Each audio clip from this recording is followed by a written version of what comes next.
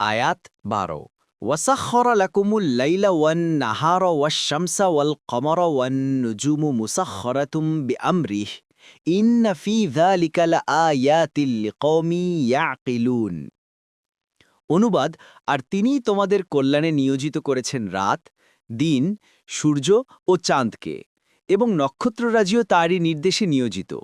নিশ্চয়ই এতে বোধশক্তি সম্পন্ন সম্প্রদায়ের জন্য রয়েছে অনেক নিদর্শন। তাফসির ১ নং ফুটনোটের বিবরণ। এ আয়াতে আল্লাহ তাআলা তার বান্দাদেরকে তার কিছু নেয়ামত হিসেব করে দেখিয়ে দিচ্ছেন।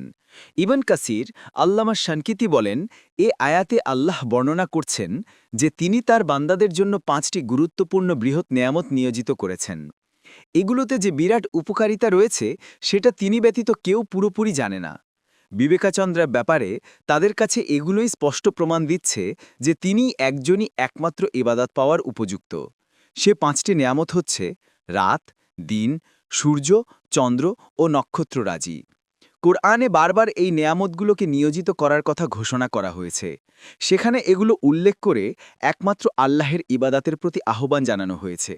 যেমন, নিশ্চয় তোমাদের রব আল্লাহ, যিনি আসমানসমূহ ও জামিন ৬ দিনে সৃষ্টি করেছেন। তারপর তিনি আরশের উপর উঠেছেন। তিনিই দিনকে রাত দিয়ে ঢেকে দেন, তাদের একে অন্যকে দ্রুতগতিতে অনুসরণ করে।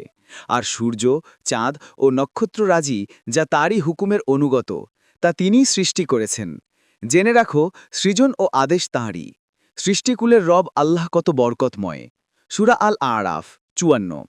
আরও বলেছেন, আর তিনি তোমাদের কল্যাণে নিয়োজিত করেছেন সূর্য ও চাঁদকে, যারা অবিরাম একই নিয়মের অনুবর্তী, এবং তোমাদের কল্যাণে নিয়োজিত করেছেন রাত ও দিনকে। সূরা ইব্রাহিম ৩৩। আরও বলেছেন, আর তাদের জন্য এক নিদর্শন রাত, তা থেকে আমরা দিন অপসারিত করি, তখন তারা অন্ধকারাচ্ছন্ন হয়ে পড়ে, আর সূর্য ভ্রমণ করে তার নির্দিষ্ট গন্তব্যের দিকে। এটা পরাক্রমশালী, সর্বজ্ঞান নিয়ন্ত্রণ।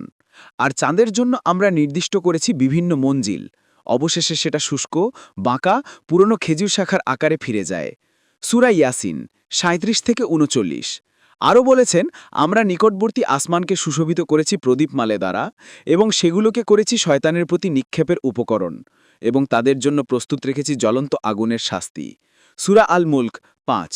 অন্য আয়াতে বলেছেন, আর তারা নক্ষত্রের সাহায্য পথ নির্দেশ পায়।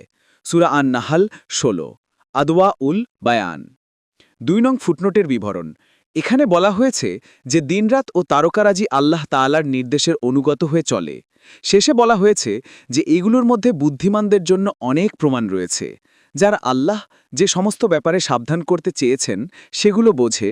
যাদেরকে আল্লাহ সেটা বুঝার তৌফিক দিয়েছেন, তাদের জন্য এতে আল্লাহর প্রচণ্ড ক্ষমতা ও অপার শক্তির অনেক নিদর্শন রয়েছে। কুরতুবী, ইবন কাসির।